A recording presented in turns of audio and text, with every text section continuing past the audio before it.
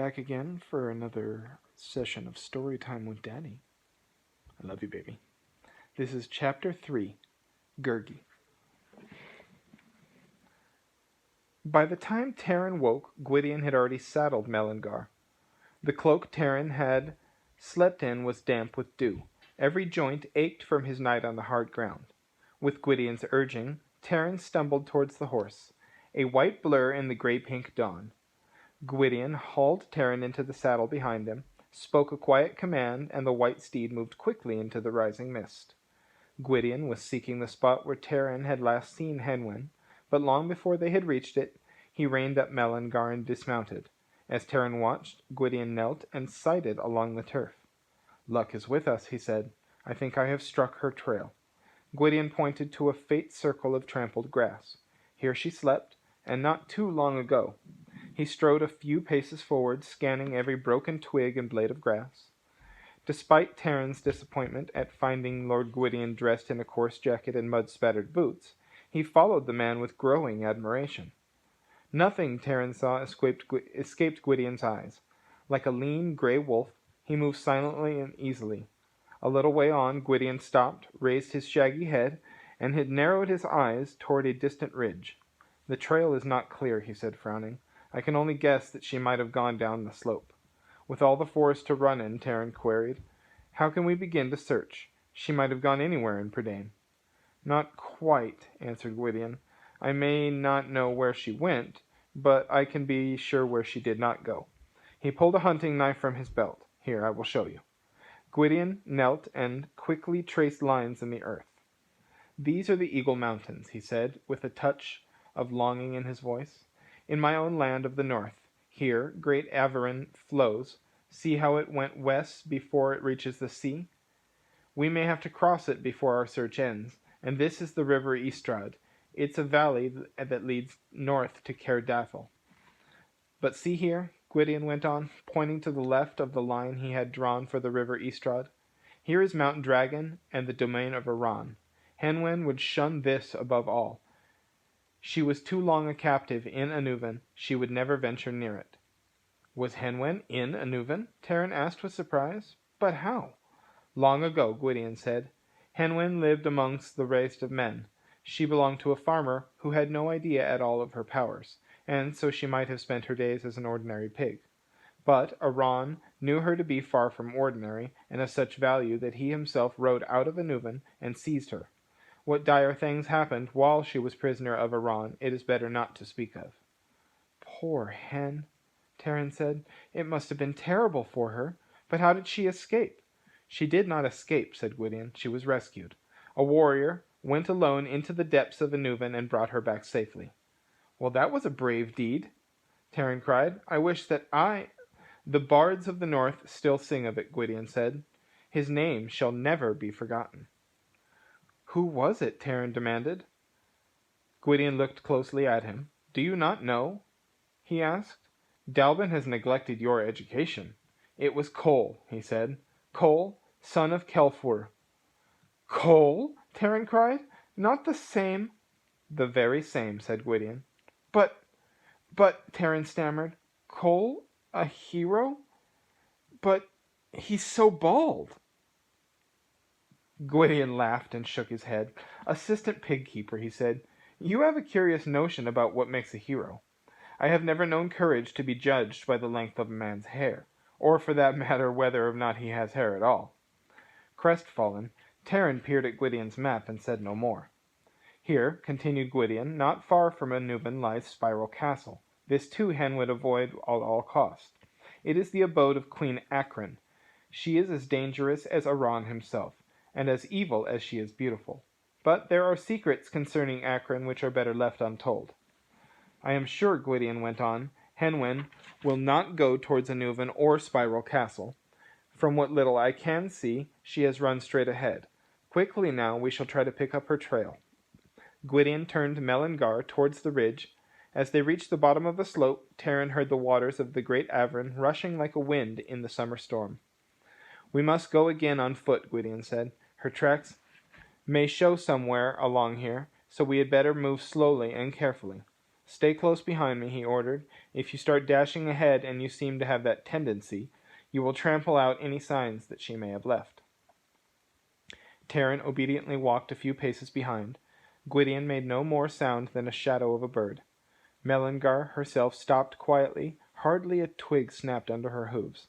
Try as he would, Taran could not go as silently. The more careful he attempted to be, the louder the leaves rattled and crackled. Wherever he put his foot there seemed to be a hole, or a spiteful branch to trip him up. Even Mellingar turned and gave him a spiteful look. Taran grew so absorbed in not making noise that he soon lagged far behind Gwydion. On the slope Taran believed he could make out something round and white. He yearned to be the first to find Henwen, and turned aside, clambered through the woods, and discovered nothing more than it was just a boulder. Disappointed, Taran hastened to catch up to Gwydion. Overhead the branches rustled. As he stopped and looked up, something fell heavily to the ground behind him. Two hairy, powerful hands locked around his throat. Whatever had seized him made barking and snorting noises. Taran forced out a cry for help. He struggled with his unseen opponent, twisting, flailing his legs, and throwing himself from one side to the other. Suddenly he could breathe again. A shape sailed over his head, crashed against a tree trunk. Taran dropped to the ground and began rubbing his neck. Gwydion stood beside him. Sprawled under the tree was the strangest creature Taran had ever seen. He could not be sure whether it was an animal or a human. He decided it might be both.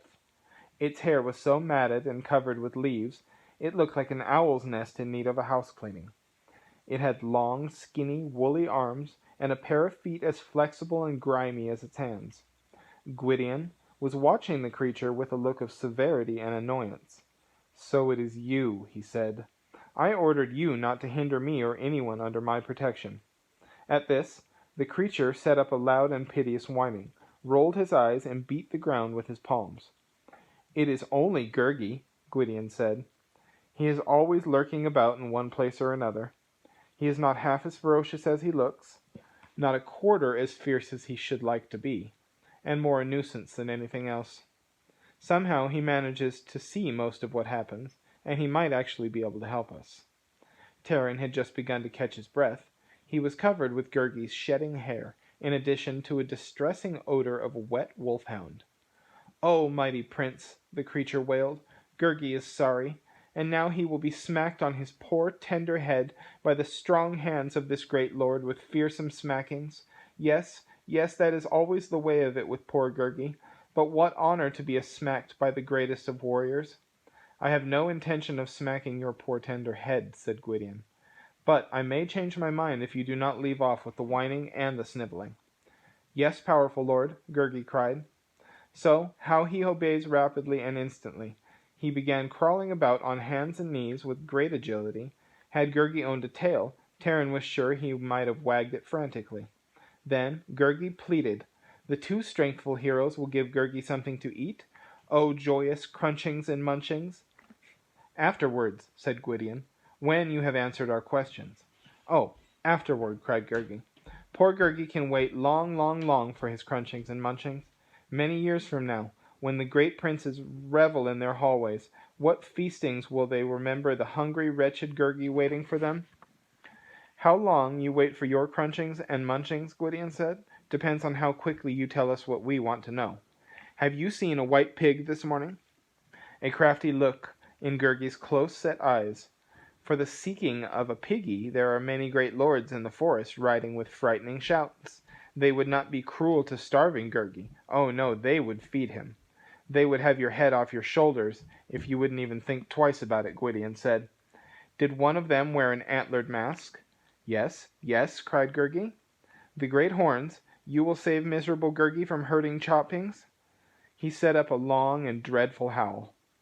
"I am losing patience with you," warned Gwydion. "Where is the pig?" "Gurgi hears these mighty riding elders," the creature went on. "Oh yes, with careful listenings from the trees.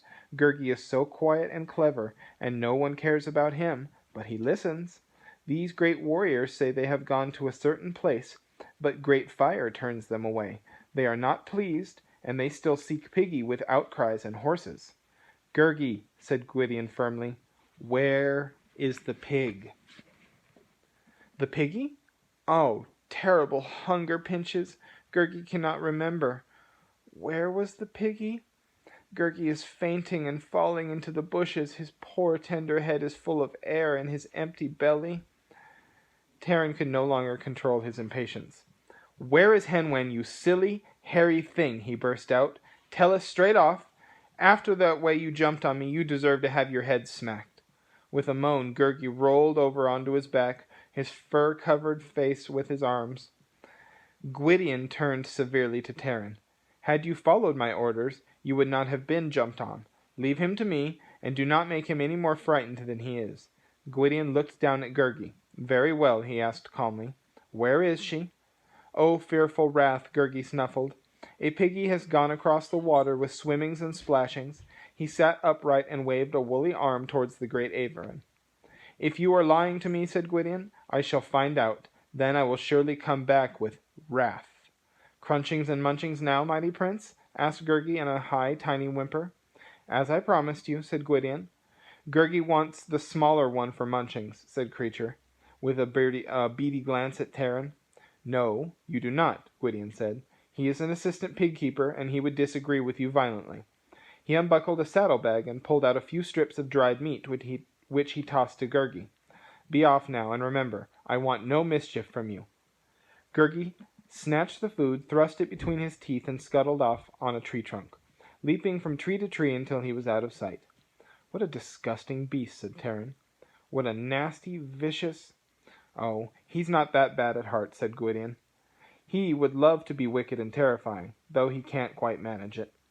He feels so sorry for himself that it's hard not to be angry with him, but there is no use in doing so.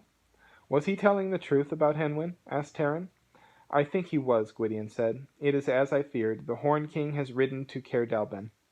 He burned it, Taran cried. Until now, he paid little mind to his home. The thought of the white cottage in flames, his memory of Dallben's beard, the heroic Call's bold head, and touched him all at once. Dallben and Cole must be in peril. Surely not, said Gwydion. Dallben is an old fox. A beetle could not creep into Caer Dallben without his knowledge. No, I am certain the fire was something Dallben arranged for some unexpected visitors. Henwen is the one in greatest peril. Our quest grows ever more urgent. Gwydion hastily continued. The Horned King knows she is missing. He will pursue her. Then Taran cried, we must find her before he does. Assistant pig-keeper, said Gwydion. That has been, so far, your only sensible suggestion. I love you, baby.